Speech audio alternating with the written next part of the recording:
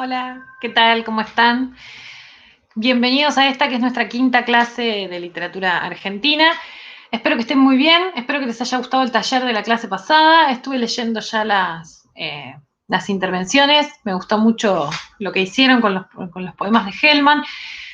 Me gustó ver esto que yo les decía que era un poco el objeto de la consigna, que tiene que ver con, en definitiva, adueñarse de un fragmento de la obra de otro, ¿no? Y de esa forma hacer ejercicio vivo de lo que entendemos por tradición, ¿no? Es un poco este objeto que tiene no ya este ejercicio, sino toda la materia. Pensaba recién, parece como, ¿vieron la masa madre? Eso que estuvo tan de moda el año pasado durante la primera parte de la cuarentena, que no se conseguía harina y demás, que es un fragmento que sale del pan, se une a otro pan, después se saca de eso otro fragmento. Bueno, un poco esa vendría a ser como la gran metáfora explicativa también de cómo funciona la tradición, por lo menos como yo entiendo la tradición de la literatura argentina en la actualidad. Hoy nos toca trabajar con Lucio Mansilla, un autor cuya obra me fascina, me encanta. Justo siempre materia de polémica que esté en el programa, y algunos me dicen, pero ¿te parece, no? O sea, dedicarle toda una clase, yo le dedicaría mucho más, ¿no? Claramente. Pero bueno, reconozco que no todo el mundo es fan de la obra de Mansilla, como yo. Una obra bastante profusa en realidad. Nosotros hoy por hoy lo único que se consigue con facilidad, lo único que leemos prácticamente es este libro, Una excursión a los indios ranqueles. Bueno, yo lo tengo en 2 tomos, ¿no? Una excursión a los indios ranqueles, para mí una de las obras más importantes del siglo XIX, ¿no? Después de... Bueno, parece que les dijera eso con todas las clases. Bueno, eso habla de que estoy muy convencida del programa que elegí. Bueno, les voy a presentar un poco algunas cuestiones biográficas sobre Mansilla. En el caso de Mansilla, más que en ningún otro, la biografía tiene sentido hablar de algunos elementos biográficos porque, como él mismo dice, no sé escribir de nada que no sea de mí mismo, ¿no? Como excusándose, decía siempre, el componente autobiográfico es un componente que atraviesa, después vamos a ver absolutamente toda la obra de Mansilla, casi como uniéndola, ¿no es cierto? Como hilvanando todo lo que escribió alguna vez. Mansilla, como quizás sepan, nació en 1831 y murió en 1913. Ven que vamos avanzando y ya los autores que estamos, el autor por lo menos que vamos a ver hoy, es un autor ya netamente postrevolucionario. Nace, además, fíjense, primero digo algunas cosas a grandes rasgos de su biografía, después me voy a meter un poco en el detalle jugoso de las particularidades biográficas de Mansilla. Tuvo siempre una participación sobre todo en la vida militar de la nación. Ese fue como la constante de su vida, siempre fue militar. Fue un militar, se supone que brillante, aún con sus dificultades. Se supone que fue un militar, dificultades siempre vinculadas como a lo disciplinar, pero lo cierto era que fue un militar brillante, así que ese fue como la única constante en una vida, por lo demás bastante azarosa, bastante marcada por la aventura, podríamos pensar. Tuvo algunos cargos políticos, fue gobernador del Gran Chaco en algún momento, creo que hacia fines de la década del 70, del siglo XIX. Fue diputado en algún momento, antes de pelearse con Sarmiento, pero bueno, fueron todos breves pasos por la carrera política, porque lo cierto es que lo que lo acompañó siempre fue la carrera militar. Se lo quisieron sacar de encima varias veces, era una figura incómoda también para el siglo XIX.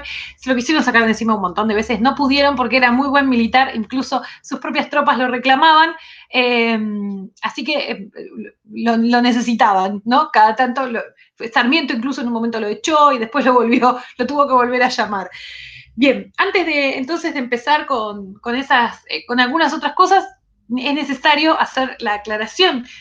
El Lucio que nosotros leemos es el Lucio B. Mansilla, Lucio Victorio Mansilla, hijo de Lucio Norberto Mansilla, el héroe por antonomasia de la batalla de la Vuelta Obligado, ¿no? Siempre me suena raro, cada vez que digo héroe de Vuelta de Obligado, pues bueno, es una batalla que perdimos, ¿no? ¿Cómo puede ser un héroe de una batalla perdida? Pero Como ustedes recordarán, Vuelta Obligado tiene esta especie como de carácter, vamos a decir, ambivalente, porque si bien es una batalla perdida, lo cierto es que algo gana la Argentina en esa batalla, que es como cierta la dimensión, podríamos pensar, de su soberanía, ¿no? De hecho, por eso es hoy el Día de la Soberanía, es el día que conmemora esa batalla que, como decíamos recién, es una batalla perdida. Ay, perdón, me asusté recién, pero era una simple mosquita. Estuve luchando hasta hace un rato con una avispa, por eso es el sobresalto. Por suerte no me pasó en medio de la clase porque hubiese sido bastante pavoroso. Como ven, entonces estamos hablando del héroe de la batalla de Obligado, de clara afiliación rosista. La familia de Mansilla era una familia claramente vinculada al rosismo, porque por lo pronto la mamá de Lucio B., o sea, la esposa de Lucio Norberto, creo que se llamaba, ¿cómo se llamaba? Agustina, era la hermana de Juan Manuel, nada más y nada menos. O sea, Lucio B. Mansilla, este que nosotros vemos, es el sobrino del Cuco de las 4 clases anteriores, de las 3 clases anteriores. El Cuco de Echeverría y de Sarmiento, ¿no? Así que eso ya me parece algo formidable, algo que lo instala en un terreno un poco más curioso, y ambivalente. Es también su familia, se termina de cerrar con la figura extraordinaria de Eduarda Mansilla. Si tuviéramos un programa en el que pudiéramos detenernos más en el siglo XIX, veríamos algo de Eduarda.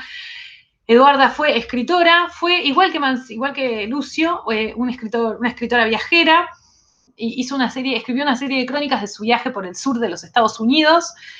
Unas crónicas buenísimas, son crónicas extraordinarias, pese a que políticamente digamos, su posición es objetable, porque bueno, estaba en la guerra de secesión norteamericana, estaba junto con el sur, o sea, junto con los esclavistas. Sacando eso, que es un detalle menor, Lucio también tenía sus ideas bastante controversiales al respecto, pero bueno, Sarmiento también, ojo, no son los únicos. Sacando esos detalles, digamos, lo cierto es que Eduarda era un personaje notable también, y una de las precursoras, uno de los nombres que también barajé cuando pensé en trabajar en cuál iba a ser el margen de este periodo, ¿no? Al final me decanté por otra, pero lo cierto es que me interesaba también el personaje de Eduarda, que es un personaje extraordinario. Lo cierto es que el bueno de Lucio B. tiene como una especie de mito de origen. Él mismo no paraba nunca de cultivar sus propias mitologías, las mitologías sobre sí, digamos. Tiene un mito de origen, para mí, fabuloso, que explica la condición que después va a tener en la historia argentina, ¿no? En la historiografía literaria argentina. ¿Por qué? Porque Lucio dice que cuando él era chiquito, apenas un adolescente, lo enviaron de viaje, ¿no? Lo enviaron de viaje, lo enviaron lejos. ¿Por qué? ¿Por qué? Digamos, porque su padre lo encontró leyendo un libro de Rousseau.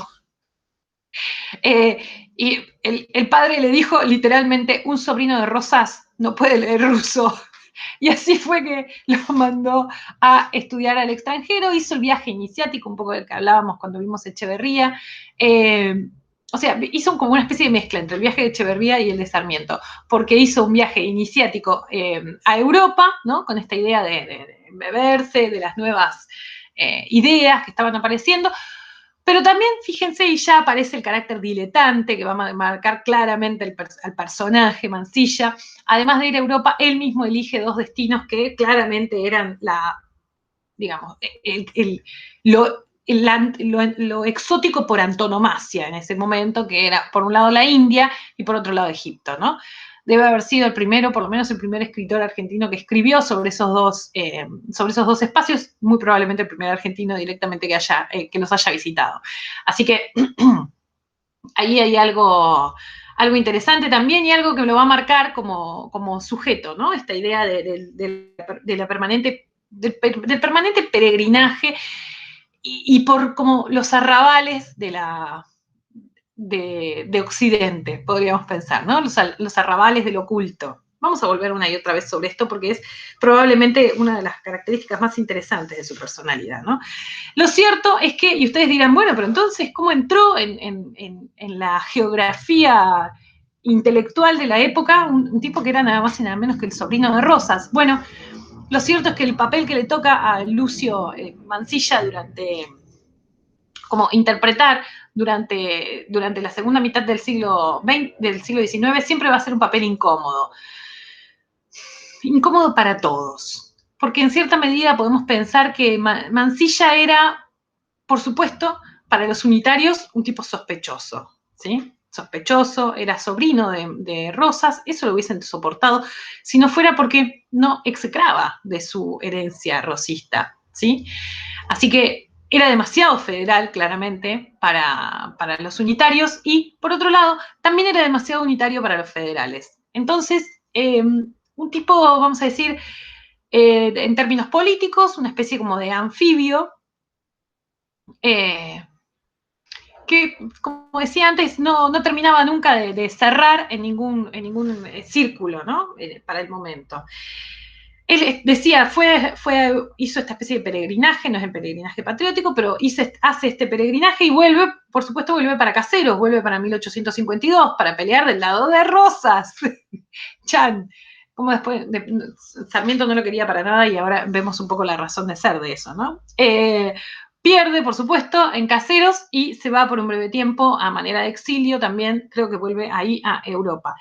Lo interesante del periodo ese es que en ese periodo, él era chico, era veinteañero, lo que descubre también un poco en el exilio es la tarea de la escritura, ¿sí? Empieza a trabajar, empieza a escribir también para periódicos, empieza a trabajar como periodista en ciertos lugares de Europa. Entonces, y esa va a ser una característica que lo va a acompañar para toda su vida, ¿sí? El trabajo como periodista y sobre todo la escritura como tarea cotidiana.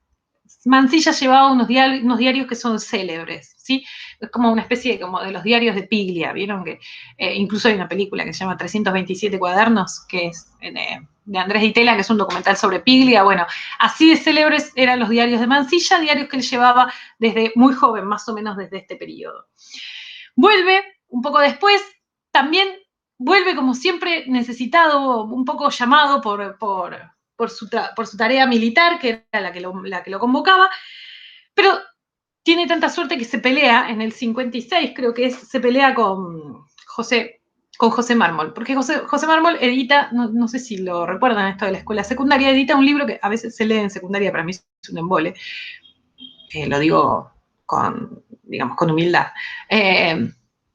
Es un embole que se llama Amalia, ¿no? Amalia, el libro de José Mármol, que es una especie como de panfleto hecho novela romántica. Un panfleto antirrosista. En la novela los deja terriblemente parados. A él no le jode, como dice él, ¿no? En ese momento dice, no me molesta como el hecho de que ataque a mi familia desde perspectiva política, dice, pero se ha metido personalmente con mi madre. Así que va y se pelea con José Mármol, lo reta a duelo, hay todo un escándalo alrededor de eso, para sacárselo un poco de en medio, porque también, como decíamos, tiene una especie como de cualidad de molesto, lo terminan extraditando, vive un tiempo en Paraná, que en ese momento piensen en la capital de la Confederación, ¿no? Estamos pensando el breve interregnio que hay entre Caseros y Pavón, ¿no? O sea, el breve interregnio en el que había todavía alguna viso de acuerdo en lo que se llamó el Ejército Grande, que era la alianza entre Urquiza y los unitarios. Durante ese tiempo es diputado, tiene una carrera militar exitosísima, ¿sí? Pese a que no siempre le fue bien, digamos, en las empresas militares en las que se embargó, pero bueno, fue uno de los grandes protagonistas de la ignominiosa, por otro lado, Guerra del Paraguay. En la Guerra del Paraguay, ahí pasa, vieron que los grados militares nunca me los sé, nunca me sé qué es más, qué es menos, pero sé que por ahí en ese momento él era mayor, después lo ascienden a coronel y termina siendo teniente coronel, ¿no? Que creo que es el grado más alto que pueden tener adentro de la milicia. En el Paraguay se hace muy amigo del hijo de Sarmiento, de Dominguín. De hecho, se cuenta que el hijo de Sarmiento, vieron que murió en la Guerra del Paraguay, muere en brazos de Mansilla, ¿no? O sea, no porque lo haya matado Mansilla, muere en brazos de Mansilla. Eran muy amigos, habían incluso escrito un texto que era paródico juntos. Lo cierto es que igual, pese a eso, Sarmiento nunca se lo fumó a Mansilla, y unos años después de editado Viaje de la excursión a los indios ranqueles, lo va a terminar echando de las fuerzas. No dura mucho, después asume Avellaneda y aparte lo echan, creo, por sedición. Un caso estúpido, total, por una cuestión menor. El propio Sarmiento lo hace echar, y lo vuelven a llamar con Avellaneda porque, bueno, necesitaban ayuda. Es un poco la historia de Mansilla, que tuvo una carrera militar, como decía antes, muy exitosa, ¿no? El viaje que nos importa a nosotros es este viaje en el que se embarca Mansilla. Es un viaje que hace durante el año 1870, creo que empieza el 30 de marzo el viaje y vuelve el 17 de abril de 1870. Ahí les dejo un ratitín para que digan, ¿cómo? ¿30 de marzo? ¿17 de abril? Sí, el viaje dura nada más que 18 días y él escribe 2 tomos. Es la primera característica. ¿Cómo no lo voy a amar? ¿Cómo no lo voy a amar? Era así de desmedido, así de exagerado. El viaje tenía por objeto, fíjense qué interesante, ¿no? Tenía por objeto ir a hacer una excursión militar hacia estos que eran los ranqueles, que eran una comunidad que vivía como entre el sur de lo que ahora es Córdoba, el este de San Luis y el norte de la provincia de La Pampa, ¿no? No sé si tienen ustedes, si la edición que, no me acuerdo, si la edición que subí tiene el mapita del viaje, que eso está buenísimo tener. Lo cierto era que les rompían particularmente las pelotas, estos ranqueles, al gobierno central de Buenos Aires, además de porque eran muy aguerridos, porque además estaban en el medio de una serie de rutas comerciales, ¿no? Entonces necesitaban hacer algo con eso. Ya hacia 1800, fines de la década del 60, piensen que estaban empezando a pergeñarse, empezando a circular los primeros intentos, vamos a decir, de lo que después cobró la forma de las campañas del desierto, ¿no? Esas campañas que tenían un propósito claro desde el comienzo, que era el exterminio del indio, ¿no? Un poco como respuesta a esa propuesta, Mansilla quiere intentar otra cosa, podríamos pensar, que es la pacificación de los ranqueles. Quiere ir a firmar un tratado de paz con los tres caciques más importantes, que son Mariano Rosas, el principal, Ramón Cabral y Baigorrita, el tercero, ¿no? Fíjense lo curioso también por la época y demás, consigue, en definitiva, también era muy insistente, consigue los apoyos, finalmente lo dejan ir, lo mandan con unas tropas para que vaya en esta especie como de intento de pacificación junto con los ranqueles, ¿no? Me parece algo ya interesante como para pensar. Ese es el viaje que nos va a narrar en estos 2 tomos, en el que profusamente va a detallar como los pormenores de su experiencia junto con los ranqueles, pero también el devenir del viaje, ¿no? Después vamos a volver un poco sobre eso. Piensen que hay algo interesante acá. Ya hablamos de la primera característica interesante que va a tener para mí Mansilla, que es esta especie de posición incómoda dentro de la intelectualidad local, porque por un lado, como decíamos antes, no era ni unitario ni federal, o era un poco las dos cosas. No, era también el extraño, muy raro caso del militar intelectual, ¿sí? El único caso, argentino por lo menos, el único caso del militar intelectual. Era, por otro lado, un burócrata y por otro lado era un hombre de acción. Un burócrata, quiero decir, ¿por qué? Porque él, por ejemplo, escribió todos los reglamentos militares que regulaban la actividad, ¿sí? Parece una boludez, pero es un moño, y buena parte de los reglamentos que siguieron existiendo adentro de las Fuerzas Armadas hasta bien entrado el siglo XX habían sido escritos por Mansilla, de cosas tan básicas como cómo tener bien el caballo, hasta cómo comportarse en batalla. Todos esos manuales los había escrito, todos esos reglamentos, los había escrito Mansilla, que había tenido, por ende, decíamos, como un lugar preponderante también.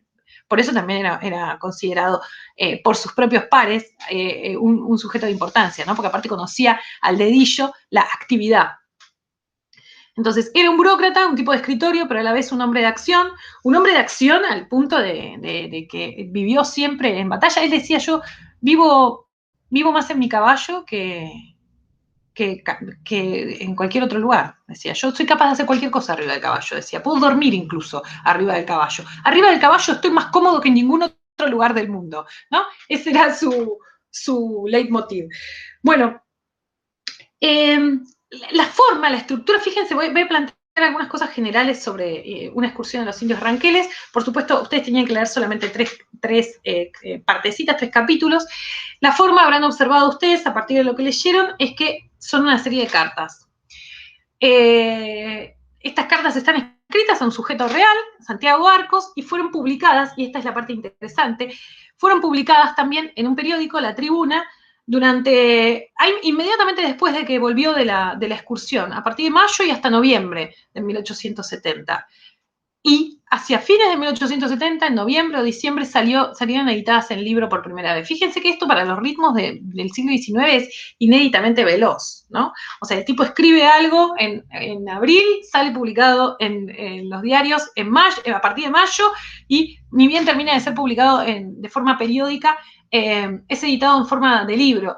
Eso habla del de la enorme acogida que tuvieron estas cartas, ¿sí? Eran leídas tenía a una nación en vilo, Mansilla, que se había ido a hacer esta excursión tan extraña, tan extemporánea para la época, donde pintaba, en cierta manera, podríamos pensar, como una especie de primera etnografía de los otros, de el otro, que en el caso de Mansilla es siempre el indio, ¿no? Bien, ya les dije que tuvo un montón de acogida estas cartas, el libro le fue muy bien, todo esto fue durante la administración de Sarmiento. Sarmiento ya lo tenía medio montado en un huevo. Cuando termina de publicar esto, Sarmiento explota porque esta especie de alabanza a lo que para Sarmiento era la barbarie india era totalmente inadmisible. Así que con esto termina de explotar Sarmiento. Si les digo la verdad, yo creo que también había algo de Sarmiento de que no se bancaba que hubiese alguien más, que fuese un político escritor, ¿no? Era un poco, se llevaba mal con todo el resto de los que hacían lo mismo que él, tipo Alberdi y demás, ¿no? Así que le da la baja. Ya les dije, por una razón estúpida, le da la baja. Y creo que se tiene que ir ahí. Mansilla. Lo cierto es que después lo vuelven a llamar durante el gobierno de Avellaneda, ¿no? O sea, el que sigue inmediatamente después. Después, más adelante, con el gobierno de Roca, Mansilla se va de viaje. Se va de viaje y ahí empieza también a escribir otra parte de su obra muy interesante que tiene que ver con sus viajes él era agregado diplomático, fue ministro plenipotenciario en la Europa de fines del siglo XIX, comienzos del XX, ¿no? Escribe, decíamos, estos otros diarios, que son los diarios de viaje y demás, muy interesantes también, muy distintos de la tónica de Sarmiento. Después vamos a ver un poco algo al respecto, y escribe 2 textos también muy importantes, que uno es la biografía de Rosas, o sea, hace la biografía de su tío, y otros son sus memorias. La biografía de su tío cayó como el orto en la intelectualidad local, porque imagínense que él, sin ser un exégeta, por supuesto, también tenía una mirada recrítica sobre Rosas y demás. Lo cierto es que lo corre de este lugar en el que ya la historiografía oficial de Mitre lo había dejado muy cristalizado a Rosas, que era el lugar del monstruo, ¿sí?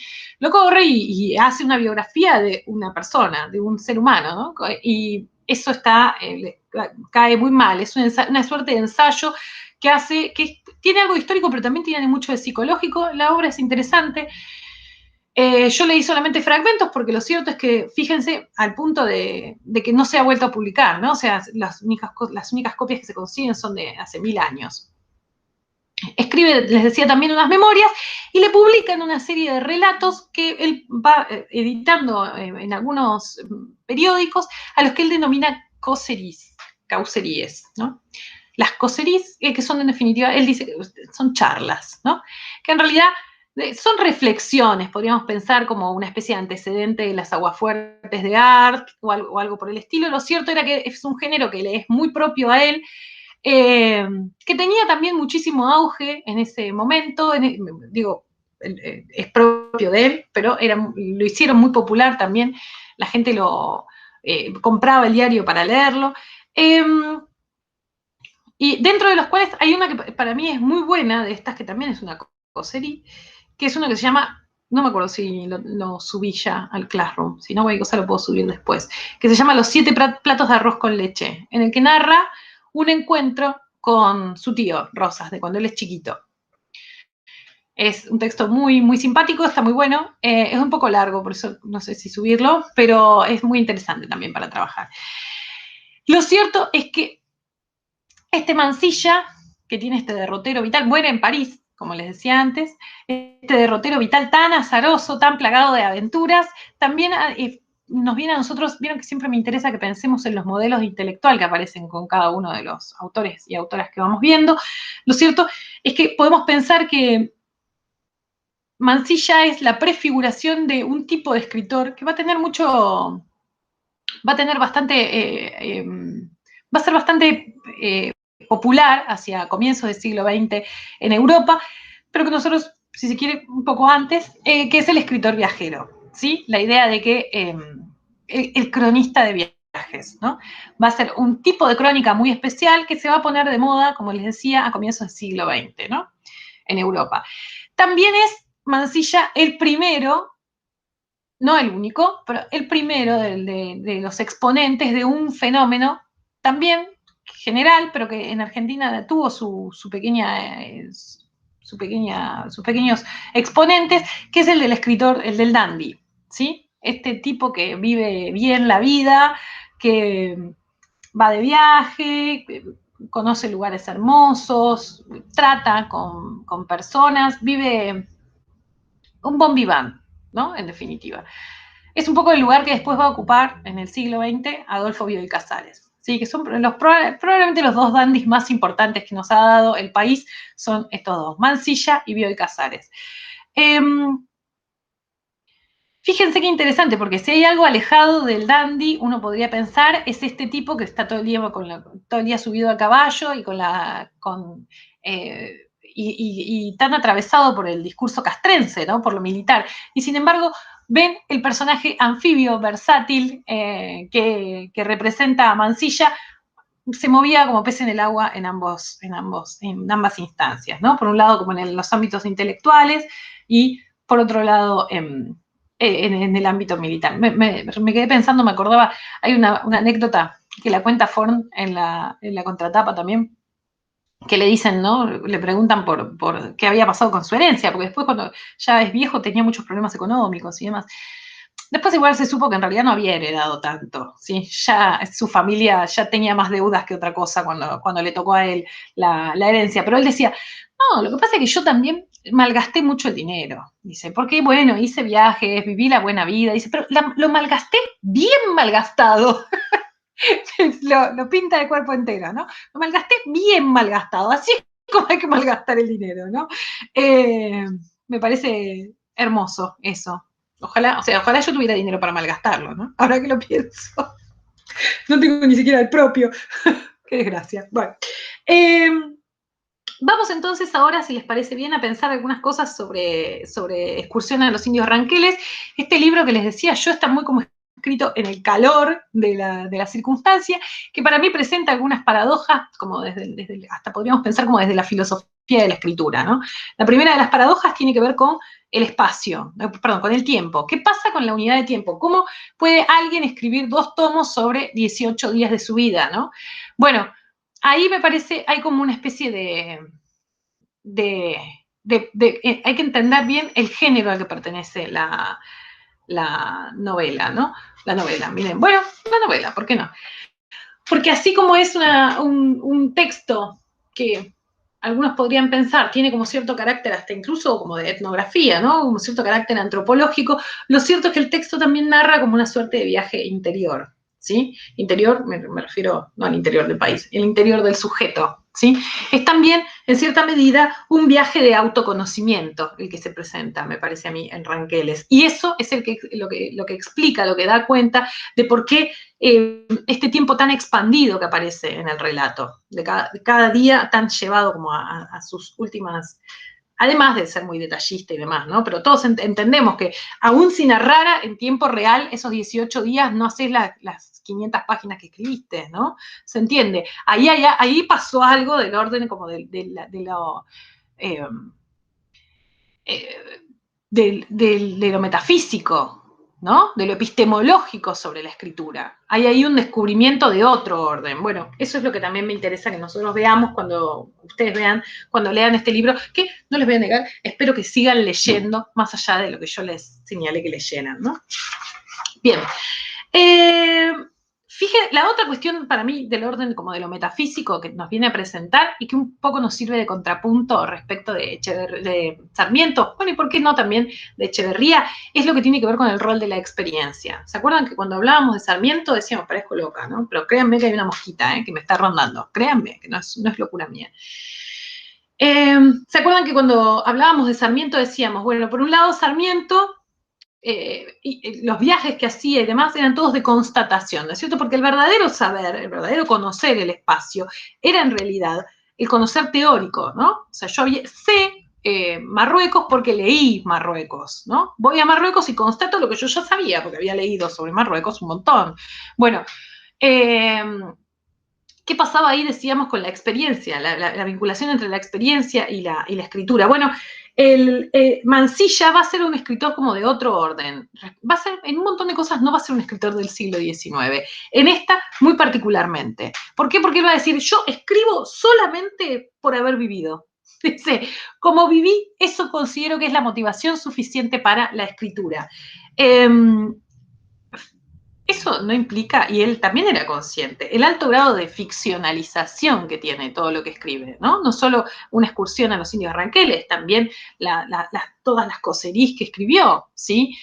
Y él lo reconocía, digamos, ¿no? O sea, y cuando digo ficcionalización, digo, todos estamos de acuerdo que es la forma elegante a la que los escritores le llamamos a la mentira, ¿no? Quiero decir, sin embargo, para él era importante que el sustrato de la escritura estuviese motivado por la experiencia. Para él no había escritura sin experiencia, ¿sí? Hay ahí también algo interesante sobre la epistemología del arte, en definitiva, sobre la epistemología de la escritura, ¿no? Que me parecía interesante compartir con ustedes, sobre todo porque nos sirve para hacer como una especie de contrapunto respecto de Sarmiento. No es mi intención venir acá a poner como Sarmiento versus Mansilla, porque no, por otro lado, no corresponde desde el punto de vista historiográfico incluso, ¿no? O sea, Ranqueles es de la década del 70, Facundo es del 45, no estaban como en el mismo, o sea, Sarmiento era presidente cuando él escribió Ranqueles. No estaban en el mismo nivel, no estaban realmente debatiendo entre ellos. Sarmiento debatía con Alberdi, digamos, ¿no? A este lo odiaba, pero debatía con Alberdi. Sin embargo, hay un montón de cosas que me parece que son interesantes entender en la relación de oposición que se presenta en los dos. Porque aparte me parece que hay ahí como algo de lo histórico que se juega en qué pasó con la literatura argentina de fines del siglo XIX, ¿no? Eso me parece interesante. Lo otro que decía también nos sirve de contrapunto respecto de Sarmiento es esta mirada. El libro, digamos, ustedes van a ver, el Ranqueles, es como una especie de enorme aproximación a la idea del otro, ¿no es cierto? Ese otro, que para Mansilla es el indio. Fíjense, y acá hay una cosa que no es solamente una elección personal, hay también un signo de los tiempos. Para Mansilla, el otro es el indio, ¿no? Mientras que para Sarmiento, el otro era el gaucho. Si Sarmiento decía, a ver, hablando mal y pronto, ¿no? Este es el otro, ¿no? Es lo que nos plantea en el Facundo. Este es el otro, merece ser exterminado, no hay que ahorrar en sangre de gaucho, diría el propio Sarmiento. Lo que nos dice Mansilla con una excursión a los indios ranqueles es, este es el otro, merece conocerse mejor, ¿sí? O merece que yo trate de entenderlo, por lo menos, ¿no? Eso no implica que después militarmente Mansilla no haya sido, como decía antes, un personaje incluso cruento, ¿no? O sea, por más que él intentó esto, que después fracasó, lo cierto es que después fue asesor de Roca para las campañas del desierto, por más que no estuviera demasiado de acuerdo con que ese era el camino que había que seguir, ¿no? Pero bueno, también el grado militar implica cierto grado de obediencia. Pero se entiende, ¿no? A mí lo que no me interesa es esa parte, como eso que es parte de la historia. Me interesa en la obra, qué pasa en la obra, concretamente en una excursión a los indios ranqueles con la figura del otro, que en este caso es el indio, ¿no? Ahí me parece que hay un contrapunto interesante respecto de Sarmiento. Les dejé en el Classroom, además del texto de Juan Forn, que tiene algo como de biográfico, me parecía que estaba interesante para que ustedes vieran.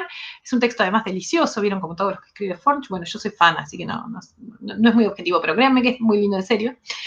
Les dejé además un texto que a mí me gusta mucho para trabajar con esto, que es de Cristina Iglesias, ¿sí?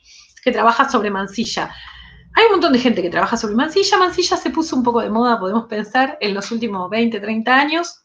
Veremos por qué después, cuando termine la clase, a lo mejor tenemos una idea de por qué, pero lo cierto es que hubo algunos críticos que empezaron a trabajarlo. Era un tipo olvidado por la historiografía oficial de la literatura, quiero decir, por supuesto, Rojas lo recogía, pero no era considerado como parte de las grandes letras del siglo XIX argentino, ¿sí? Sí, más lejos. Antes de empezar la clase, mi pareja me preguntaba recién abajo, ¿no? Estábamos almorzando con los nenes y me decía, pero Mansilla, o sea, estás como para, digo, Sarmiento, me dice ella, la próxima clase es de Hernández. ¿Está Mansilla a la misma altura? Y yo creo que sí. Yo creo que sí. Pero bueno, lo cierto es que la historiografía oficial acompaña un poco la sospecha de ella. Que sostiene que no sé si está tan a la altura, ¿no?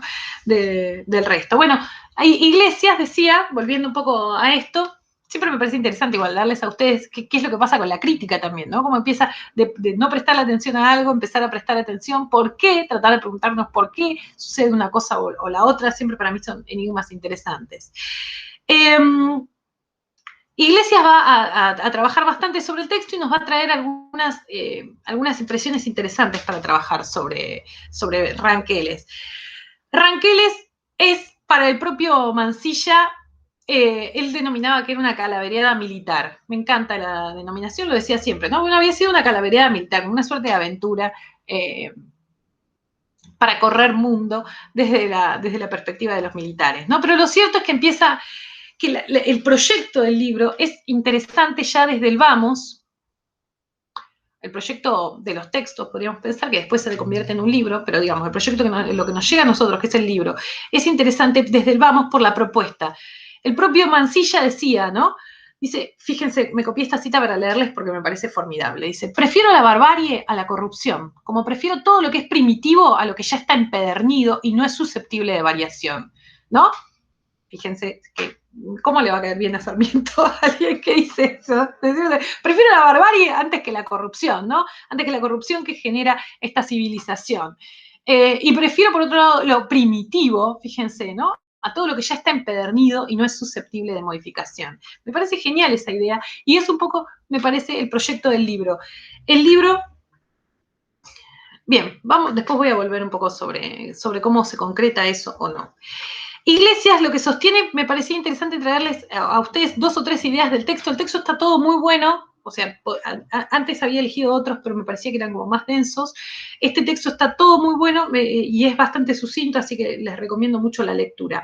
La primera definición interesante que me parecía a mí traer a cuento de Iglesias tiene que ver con el género al que pertenece una excursión a los indios ranqueles, porque en definitiva, ¿qué es? Antes yo dije novela, una denominación igual que nadie sostendría, ¿no? Algunos han dicho, bueno, es un intento de etnografía a la manera del siglo XIX, ¿no? Pero un intento de etnografía, como una especie de primer intento antropológico argentino. Bueno, yo tampoco creo que sea tan así. El texto tiene unas pretensiones literarias muy claras, muy evidentes, que nunca oculta. Mansilla en eso es muy sincero, ¿no? Y la primera pretensión estética está en esta especie como de fractura en el tiempo que presenta el texto, ¿no? Esta especie como de ahondamiento de esos 18 días que vive, ¿no? Lo que dice Iglesias es que el género al que pertenece, también inventado por Iglesias, ¿no? Es el folletín autobiográfico. ¿Por qué folletín autobiográfico? Dice el folletín porque es una especie de texto por entregas. A usted puede ser que ahora a nosotros no nos resulte demasiado ágil, pero para el momento, para la escritura del siglo XIX, está llena de peripecias y demás, así que para el momento era un texto ágil, ¿no es cierto? Que se avenía, además por su publicación periódica, se avenía mucho con el formato del folletín. Y por otro lado, el componente autobiográfico, como decíamos, está en toda la obra de Mansilla, porque Mansilla diría, yo no puedo hablar de nada que no sea de mí mismo, ¿sí? En eso es parecido como al género de las coserís que le decía que van a ser las que va después a escribir hasta el día de su muerte. A mí lo que me resulta interesante y paradójico de esto que plantea Iglesias es que pese a ser un texto eminentemente, como decíamos, ¿no? Un folletín de un claro corte autobiográfico, sin embargo, el texto tiene una cantidad inusitada de historias intercaladas, ¿sí? Estas historias que se incrustan de distintas personas, que se va cruzando en el camino y que él aprovecha y cuenta su historia, ¿no? Eso a mí me parece formidable, me parece paradojal y me parece un poco que sigue en ese sentido. Podemos pensar, ¿por qué no?, el modelo también de Facundo, ¿no es cierto? ¿Se acuerdan que habíamos hablado de las historias intercaladas en Facundo? Bueno, en este caso también hay un montón, hay infinidad de pequeñas historias intercaladas, pero la paradoja, si en el Facundo era raro que en medio de un ensayo metiese, como por ejemplo la historia del rastreador, a la que les hacía mención la clase pasada, en que es un texto autobiográfico, también vuelve a ser paradojal el hecho de que aparezcan tantas pequeñas historias de otras personas que se va cruzando Mansilla en el camino, ¿no? Por otro lado, el texto va a decir, Iglesias, algo que a mí me encanta, va a sostener una especie como a ver, va a ser un texto que va a tener como cierta pretensión escandalosa, ¿sí? Algo que a Mansilla le encantaba, generar polémica. ¿Y por qué tiene esa pretensión escandalosa? Porque está en el mismo proyecto del libro, pensarse a sí mismo como un viaje hacia la barbarie, ¿sí? En definitiva. Un viaje de un tipo, no vamos a pensar en un tipo que está dentro de la civilización, porque Iglesias va a decir, en el fondo, Mansilla, incluso por su filiación familiar, por su experiencia militar y demás, es un tipo de la frontera, va a decir ella, ¿no? Un fronterizo. Va a estar fronterizo, hoy queda medio como que es medio psicópata, pero en este momento, digamos, fronterizo literal, en términos geográficos, lo cierto es que podía pensarse que Mansilla no estaba tampoco enteramente en la civilización, ¿no es cierto? Estaba como en un lugar un poco en el borde de esa civilización. Bueno, sin embargo, el texto plantea como una especie de viaje hacia el corazón de la barbarie, medio a la manera de Conrad, que dice, presenta, según Iglesias, un lindo contrapunto respecto de los cuadernos de viaje de Sarmiento, dice, ¿no? Sarmiento, sobre todo los viajes a Estados Unidos, dice, ¿no? Si uno puede leer los libros como esos dos libros como especies de opuestos. Sarmiento va a Estados Unidos porque es un viaje que hace hacia lo que él considera la civilización total. Y de hecho, dice el enorme énfasis, detalle que le pone Sarmiento durante el libro a la narración de lo bien articulado que está el sistema de trenes norteamericano, ¿no? Dice, y si se fijan, es el mismo lugar que ocupa en la narración de Mansilla el caballo, ¿no? Como los grandes íconos de la civilización y de la barbarie, el tren y el caballo, respectivamente. Y cada uno de estos dos vehículos, cada uno de estos dos medios de transporte, funcionan en estos textos que van uno a contramano del otro, ¿no? Uno va hacia la civilización y el otro va hacia la barbarie. Sin embargo, ahora voy a volver un poco sobre eso, ¿no es cierto? Sin embargo, esto que me interesaba recalcar, el héroe del texto, el héroe de una excursión a los indios ranqueles, no es,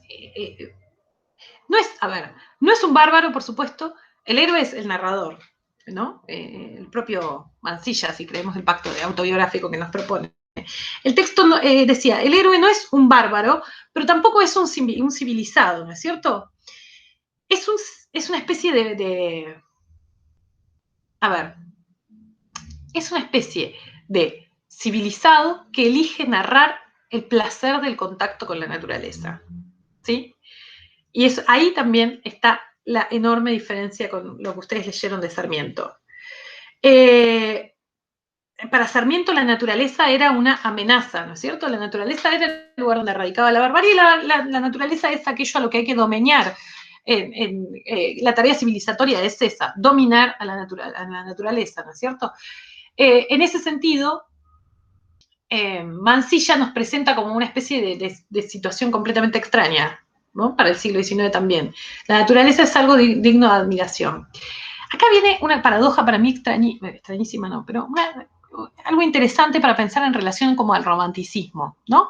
Piensen que todavía estamos pensando en términos románticos. Todos estos autores de esta generación no entenderíamos a la intelectualidad moderna si no fuese por el romanticismo, ¿no? El movimiento más importante de la cultura, de la literatura, por lo menos de la modernidad. Lo interesante del romanticismo, que como todo movimiento amplio, ¿no es cierto? Y resistente sobre todo, contiene dentro de sí sus propias contradicciones. ¿Por qué? Porque es muy propio del romanticismo el éxtasis frente a la naturaleza. La clase pasada les ponía, creo, el ejemplo de Mary Shelley en Frankenstein, ¿no? Novela que amo. El doctor Frankenstein está permanentemente en el peor de los dolores en el que se encuentra, vieron que él es muy exagerado, está en el peor de los dolores en los que se encuentra, encuentra el momento para regocijarse frente a la magnitud del Mont Blanc, ¿sí? Frente a la ferocidad de una tormenta, ¿sí? Bien, eso es para mí era bien claro, digamos, este es el romanticismo con esta especie también de amor por el descontrol, por lo díscolo, ama la naturaleza, ¿no? En tanto tal. Sin embargo, hay toda una corriente, sobre todo en el romanticismo ilustrado, que, como Sarmiento, sostiene que la naturaleza es algo que hay que dominar, algo que el hombre debe sobreponer, ¿no es cierto?, para alcanzar su libertad. ¿Sí? ¿Por qué? Porque la naturaleza no nos deja ser libres, ¿no? Nos ata a nuestros instintos, nos ata... Bien, esa es una paradoja. No tengo ninguna resolución para eso, ¿eh? Era nada más que plantearles la paradoja. Pero me resultaba interesante ver que las dos son posiciones adentro del romanticismo y las dos pueden ustedes verlas muy claramente en la figura de Mansilla y de Echeverría respectivamente, ¿no es cierto? ¿Qué más quería decir? Algo más. Llevo hablado mucho ya, no sé. Pierdo un poco la noción del tiempo cuando empiezo, no los quiero engañar. Pierdo un poco la noción del tiempo cuando empiezo a hablar de estas cosas que además me apasionan enormemente, ¿no? Sobre todo en el caso de Mansilla. Ya me acuerdo. Por otro lado, quería que trabajáramos esto de que yo les hacía mención. Bueno, se trata de una novela en la que hay muchísima novela, otra vez. Bueno, este folletín, diría Iglesias. Ustedes entenderán.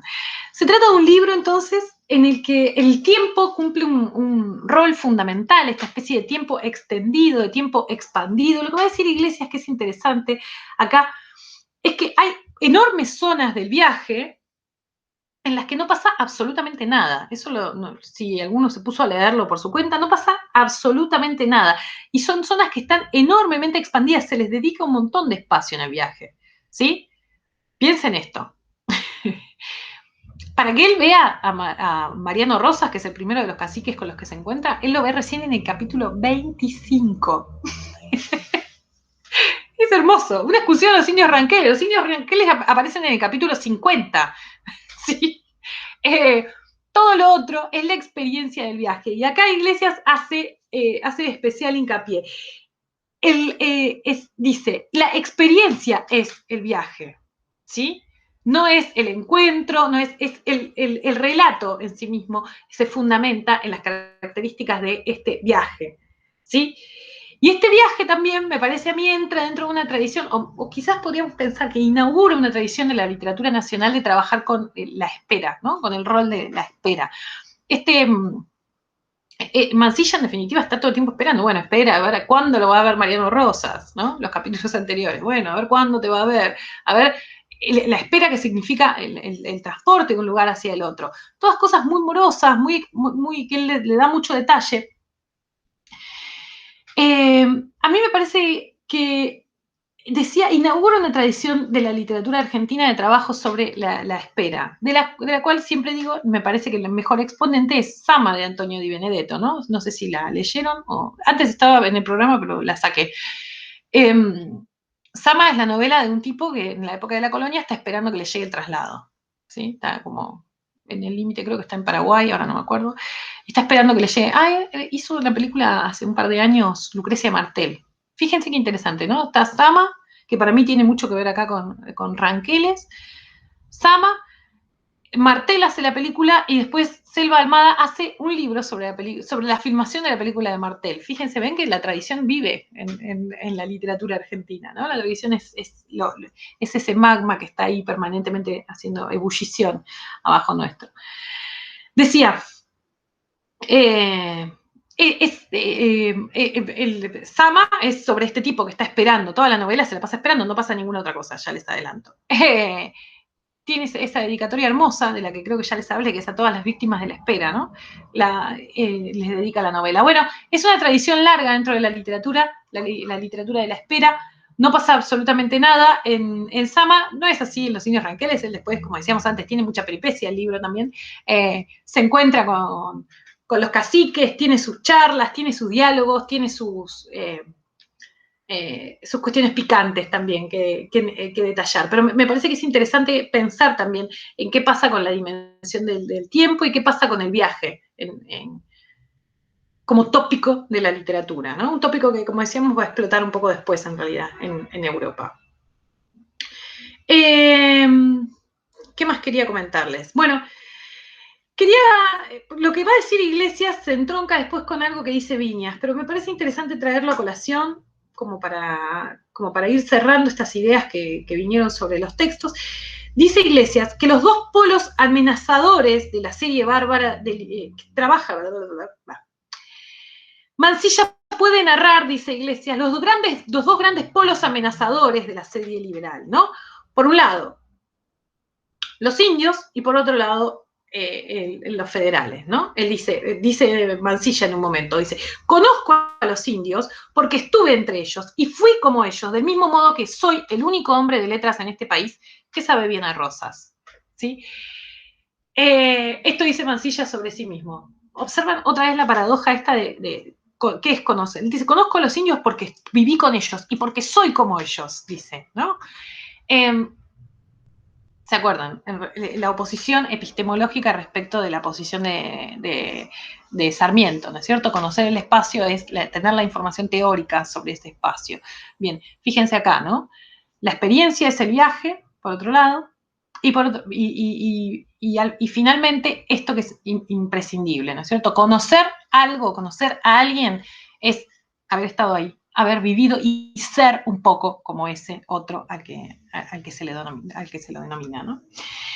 Lo que va a decir Viñas sobre esto es que en algún punto la figura de Mansilla, y por eso le resultaba a Viñas tan fascinante, la figura de Mansilla era como, él decía, Mansilla era la lengua de contacto, ¿no? La lengua de contacto es esta especie como de lengua franca entre los dos espacios de la civilización y la barbarie. A mí me gusta pensar que Mansilla funciona como una suerte de traductor, como un lenguaraz, ¿sí? Alguien que es capaz de traducir un mundo, una cosmovisión a otro. Fíjense que esto explica para mí que no haya tenido demasiado espacio en la historiografía oficial de la literatura argentina, ¿sí? Que no haya sido considerado uno de los popes del siglo XIX, ¿no? Porque es en definitiva el tipo que viene, podemos pensar también, ¿por qué no?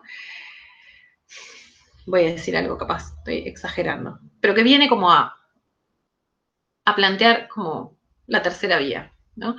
A ver, este país, decíamos desde la primera clase, este país se caracterizó siempre por una antinomia, por la antinomia, esta antinomia original que nosotros todavía estamos transitando, que tiene que ver con la oposición, en el siglo XIX, la oposición entre federales y unitarios, después va a ser peronistas, antiperonistas, hoy será kirchneristas, y gorilas, no sé. Pero lo cierto es que siempre estuvo marcada por la antinomia, esto que ahora la prensa denomina de forma un poco peyorativa y como si lo estuviera descubriendo, la grieta, ¿sí? Bueno, la hipótesis que vengo a traer un poco a colación es que la grieta no tuvo nadie que lo zanjara, ¿no? Alguien que hiciese la unión, que suturase la diferencia entre uno y otro, pero sí tuvo alguien que estuvo en el medio y que fue capaz de traducir unos a otros, traducir a unos y a otros. Y ese alguien fue Mansilla. Creo que en algún punto algo se perdió la experiencia literaria argentina cuando decidió ignorar la experiencia, ignorar la trayectoria de Mansilla, ¿no? Y no considerarlo como uno de los grandes exponentes del siglo XIX, ¿no? Si se quiere, para mí mejor que muchos otros. Yo no puedo creer que la gente, muchos todavía tienen que leer en la escuela secundaria, dan ese Amalia de mierda y no dan a Mansilla. O sea, que es infinitamente mejor desde todo punto de vista. O sea, entiendo la mirada unitaria sobre el asunto, entiendo que Rosas sea el cuco. Me parece que eso ya está superado igual como mirada desde el punto de vista de la historiografía, pero ponele que la literatura todavía no lo superó, pero la superioridad estética, dirían hoy, de Mansilla sobre mármol es muy flagrante, ¿sí? Y me refiero a mármol y podría narrar a cualquier otro, ¿no?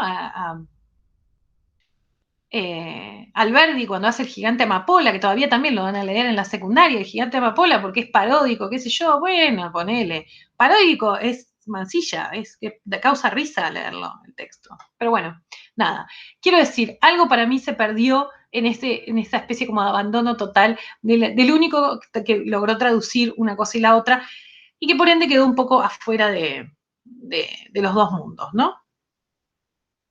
No, igual parece terminar a medio bajón la clase y si hay algo que no tuvo la experiencia vital de Mansilla fue ser medio bajón porque vieron que él siempre estaba muy dispuesto a reírse de absolutamente todo. Si no les parece mal, voy a leer con ustedes, quería leerles para cerrar un fragmento, justamente van a ver ustedes la característica para mí esta del uso de la ironía, del uso del humor, en mi humilde opinión, mucho mejor que la de Alberdi. Como ven, hoy me vine picante. Me viene picante con declaraciones que no le importan a nadie, ¿no? O sea, es polémica en el bar que no ve nadie. Pero bueno, tenía ganas de leer con ustedes el capítulo 25, el momento en el que finalmente, después de 200 páginas, se encuentra con Mariano Rosas, ¿sí? Bien. Señor, dice el general Mariano que ya lo va a recibir, que quiere darle la mano y abrazarlo, que se dé la mano con sus capitanejos y se abrace también con ellos, para que en todo tiempo lo conozcan y lo miren como amigo al hombre que les hace el favor de visitarlos, poniendo en ellos tanta confianza.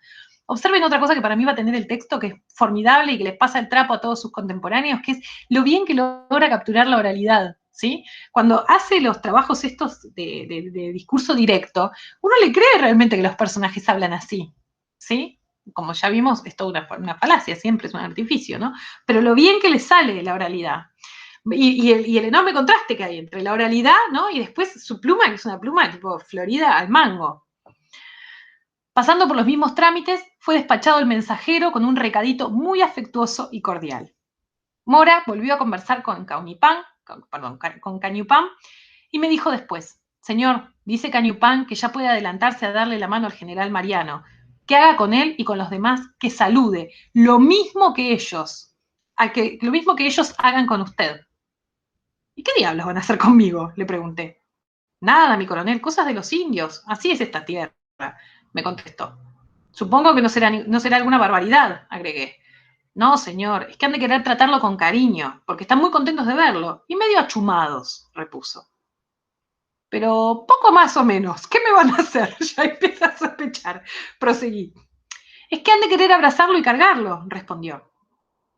Pues si no es más que eso, murmuré para mis adentros, no hay de qué alarmarse. Y como cuando grita uno a los que acaudilla en un instante supremo, adelante, adelante, caballeros, dije, mirando a mis oficiales y a los dos franciscanos que estaban hechos unas pascuas sonriéndose con cuantos los miraban. Vamos a saludar a Mariano.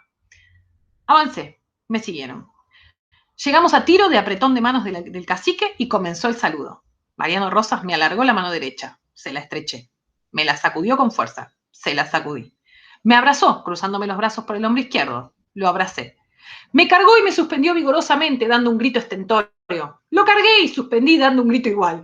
Los concurrentes a cada una de estas operaciones, golpeándose la boca abierta con la mano y poniendo a prueba sus pulmones, gritaban ¡ah! Después que me saludé con Mariano, un indio, especie de maestro de ceremonias, me presentó al Pumer.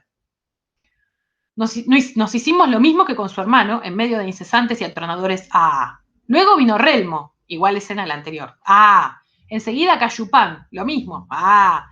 En pos de este, Melideo, alias Cuatro Ratones. Indio sólido como una piedra, de regular estatura, pero panzudo, gordo, pesado. ¿Como quién? Como mi camarada Peña, el decán del presidente.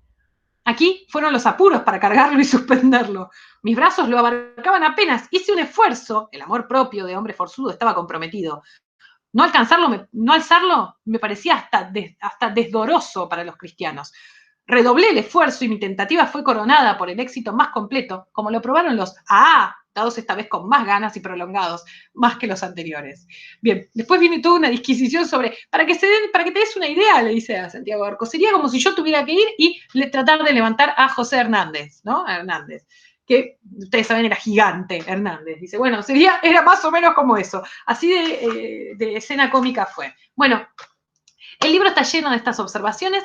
No las hace, además, lo interesante es que el tono con el que trabaja Mansilla no es un tono en el que esté burlándose, en ningún momento uno no siente que se esté burlando de los indios, ¿no? O sea, de hecho va y hace todo lo que le dicen que haga. Lo que tiene es que tiene un enorme como don de gente también, ¿no? Como que va y cae bien ahí donde cae parado. Hablando del lenguaraz y eso, vieron que hay una anécdota hermosa que cuenta Forn, que también en realidad la contaba Viñas, sobre Mansilla, que cuando ya lo declaran, lo mandan al exterior y lo declaran embajador, uno de los viajes lo mandan a Alemania. Y él no hablaba alemán, hablaba un montón de lenguas, hablaba inglés, francés, italiano a la perfección, portugués creo que también, pero no hablaba alemán y no había forma, ni una palabra sabía. Entonces le escribió una carta desesperada a Roca y le puso, imagínese, yo salgo a la calle y no puedo hablar con la gente.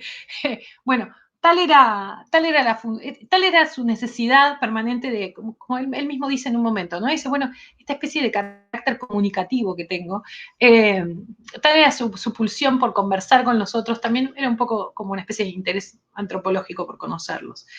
Consigue, por supuesto, que lo saquen de Alemania finalmente, y ahí es donde lo mandan a París, donde está sus anchas, sale, charla con todo el mundo por la calle, está feliz de la vida, sin ningún tipo de inconveniente. Bien, les dejo entonces para que hagan una consigna de escritura. Traté de hacer una consigna, la de hoy va a ser como con poca valla y mucho trampolín, ¿sí? ¿Se acuerdan que habíamos hablado un poco de eso, no? En relación tiene poco límite y bastante libertad. Lo que les voy a pedir es que escriban un relato breve, no un cuento, un relato solamente, breve de algo que quieran hacerlo, pero que lo escriban en forma de carta, ¿sí? Todo lo que escribió Mansilla lo escribió con forma de carta, todo, ¿no? ¿Por qué? Porque no concebía en el fondo la existencia de una literatura sin un interlocutor que estuviese ahí de cuerpo presente. Es un poco, entonces, lo que me parece a mí apasionante que me parece que se trasluce muy bien en su escritura, quiero decir. Entonces, escriben un texto que tenga la forma de una carta, ¿sí? Y que se entronque con la enorme y hermosa tradición literaria del relato epistolar. ¿Saben qué es el relato epistolar? Frankenstein. Sí, más lejos. No puedo parar de vendérselos. Parece que yo hubiese hecho una edición. No me tocó. Créanme que siempre lo propongo en la editorial, pero no me tocó. Pero bueno. Entonces, quedamos así. Les dejo la consignita chiquita. No se estresen demasiado para hacerlo. Ténganme paciencia con las correcciones, digo bien, porque estoy con cierre también en la escuela y con cierre en la editorial, así que vengo demorada con el tema de correcciones. Y cualquier duda que tengan, ya saben dónde encontrarme. Espero que hayan disfrutado de la lectura de Mansilla. La clase que viene, perdón, me olvidaba de decir esto, la clase que viene vamos a trabajar sobre Hernández, sobre el gran Martín Fierro. De Fierro vamos a leer la Ida, lo que se llama lo que se llamó el gaucho Martín Fierro, que es la primera parte. Son 13 cantos, así que no es demasiado, tienen tiempo, tienen una semana, les alcanza y sobra. Les voy a dejar el texto, por supuesto, en el Classroom, lo más probable igual que siendo Martín Fierro, la mayor parte de ustedes lo tenga en la casa. Cualquier duda, ya saben igual, me escriben por alguno de los medios por los que solemos comunicarnos. Espero que estén muy bien y que se cuiden mucho, ¿sí? Hasta prontito.